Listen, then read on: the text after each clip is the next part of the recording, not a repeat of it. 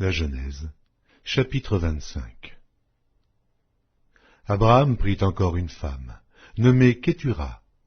Elle lui enfanta Zimran, Jokshan, Médan, Madian, Gisbak et Shuach. Jokshan engendra Séba et Dedan. Les fils de Dedan furent les Ashurim, les Létushim et les Léumim. Les fils de Madian furent Épha, Épher, Enoch, Abida et Eldaa. Ce sont là tous les fils de Kétura. Abraham donna tous ses biens à Isaac. Il fit des dons aux fils de ses concubines et, tandis qu'il vivait encore, il les envoya loin de son fils Isaac, du côté de l'Orient, dans le pays d'Orient. Voici les jours des années de la vie d'Abraham. Il vécut 175 ans. Abraham expira et mourut après une heureuse vieillesse, âgé et rassasié de jours, et il fut recueilli auprès de son peuple. Isaac et Ismaël, ses fils, l'enterrèrent dans la caverne de Macpéla, dans le champ d'Éphron, fils de Tsoar, le Hétien, vis-à-vis de Mamré.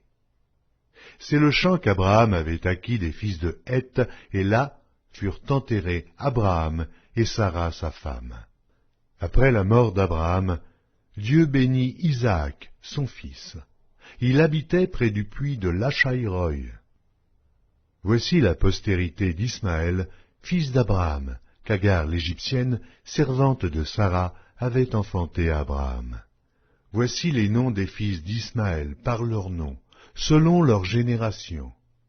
Nébajot, premier-né d'Ismaël, Kédar, Abdéel, Mipsam, Mishma, Duma, Massa, Hadad, Théma, Jétur, Naphish et Kedma.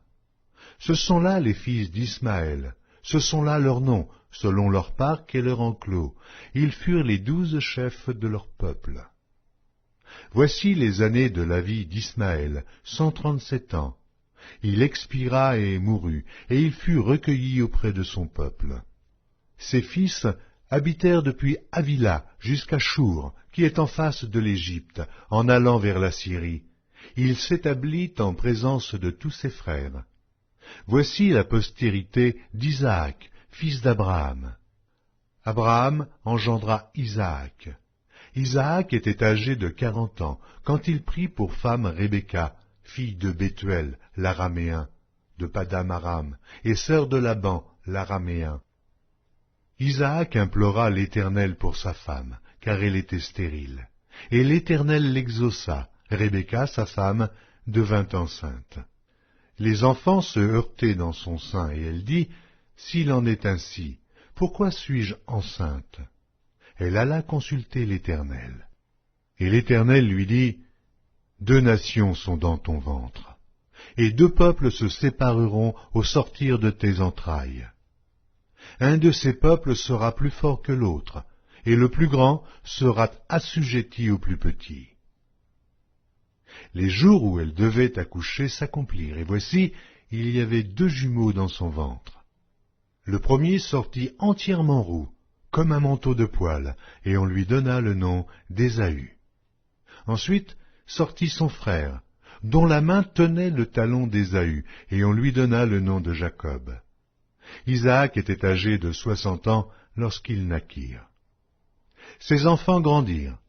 Ésaü devint un habile chasseur, un homme des champs, mais Jacob fut un homme tranquille, qui restait sous les tentes. Isaac aimait Ésaü parce qu'il mangeait du gibier, et Rebecca aimait Jacob.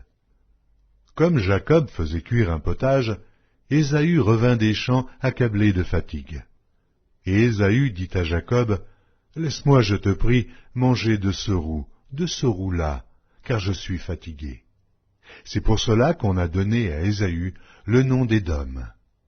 Jacob dit, « Vends-moi aujourd'hui ton droit d'aînesse. » Ésaü répondit, « Voici, je m'en vais mourir. À quoi me sert ce droit d'aînesse ?» Et Jacob dit, « Jure-le-moi d'abord. » Il le lui jura, et il vendit son droit d'aînesse à Jacob. Alors Jacob donna à Ésaü du pain et du potage de lentilles. Il mangea et but, puis se leva et s'en alla. C'est ainsi qu'Ésaü méprisa le droit d'aînesse.